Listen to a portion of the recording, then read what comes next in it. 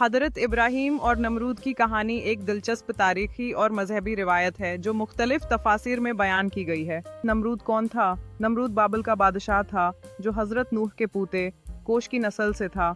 Bible میں اسے مضبوط شکاری کہا گیا ہے۔ پیدائش 108:10 اور بعد روایات کے مطابق وہ بابل کے مشہور برج ٹاور آف بیبل کی تعمیر میں شامل تھا۔ نمرود اور حضرت ابراہیم کا مقابلہ یہودی اور اسلامی روایات میں بیان کیا گیا ہے کہ نمرود نے حضرت ابراہیم کو آگ میں ڈالنے کا حکم دیا کیونکہ حضرت ابراہیم نے بت پرستی کو مسترد کر دیا تھا۔ حضرت ابراہیم نے نمرود کے سامنے توحید کا پیغام پیش کیا مگر نمرود نے انکار کر دیا۔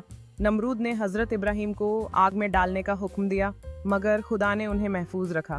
بعض تفاسیر میں نمرود کو خدا کے خلاف بغاوت کرنے والا بادشاہ کہا گیا ہے جو اپنی طاقت پر غرور کرتا تھا۔ نمرود اور ابراہیم بائبل میں نمرود اور حضرت ابراہیم کا براہ راست ذکر ایک ساتھ نہیں ملتا مگر یہودی تفاسیر میں ان کے درمیان مقابلے کی کہانی موجود ہے۔